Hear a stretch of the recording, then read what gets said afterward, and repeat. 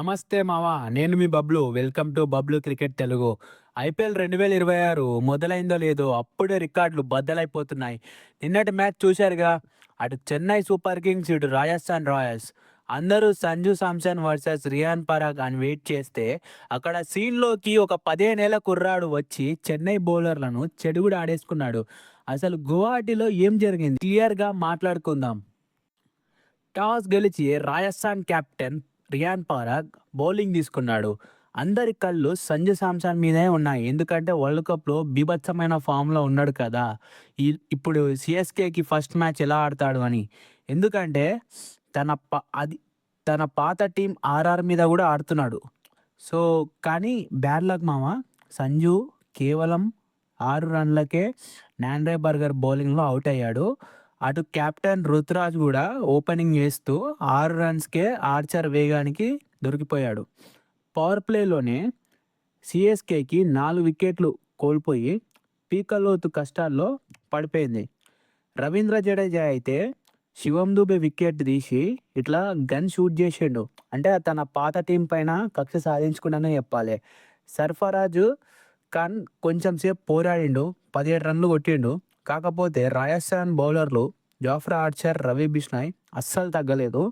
ఫైనల్‌గా వీళ్ళకు ఆ రాబిన్సన్ ఓవర్టర్న్ అన్న ఆడకపోతే ఆ 43 రన్స్ క్రూషియల్‌గా చేయకపోతే సీఎస్‌కే 100 లోపలనే ఆల్ ఔట్ అయిపోయేది. కానీ అతడు 43 రన్స్ చేసిండు కాబట్టి అది కూడా 36 బాల్స్‌ల 2 ఫోర్లు, 2 సిక్సర్లతో.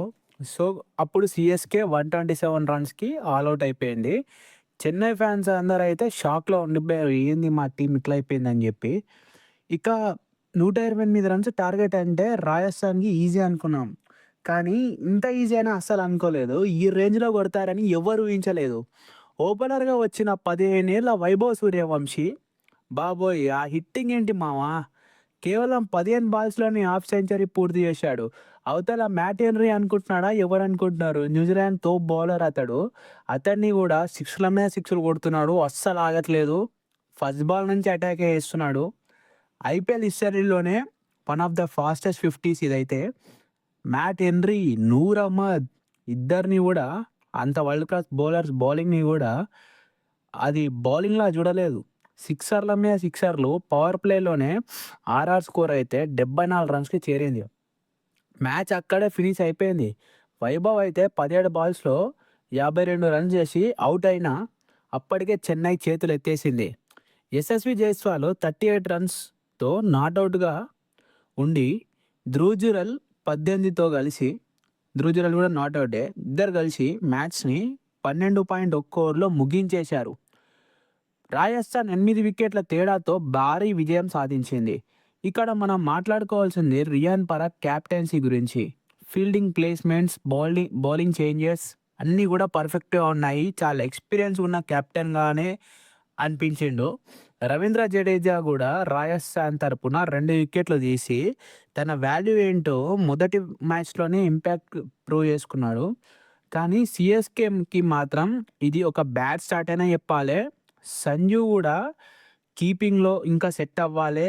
అండ్ బ్యాటింగ్‌లో కూడా సీఎస్‌కే వాళ్ళ బ్యాటింగ్ లైనప్ అయితే ఇంకా గాడిలో పడాలి. అస్సలు కోలుకోవాలి. అండ్ సో, మామ నిన్నటి మ్యాచ్ రివ్యూ అయితే ఇది. మీకు వైభవ్ సూర్యవంశీ బ్యాటింగ్ ఎలా అనిపించింది? సంజు శాంసన్ తరపున సీఎస్‌కే తరపున సక్సెస్ అవుతాడా లేదా? కింద కామెంట్స్‌లో చెప్పండి. రేపటి పంజాబ్ వర్సెస్ గుజరాత్ మ్యాచ్‌లో ఎవరు గెలుస్తారో కూడా గెస్ చేయండి.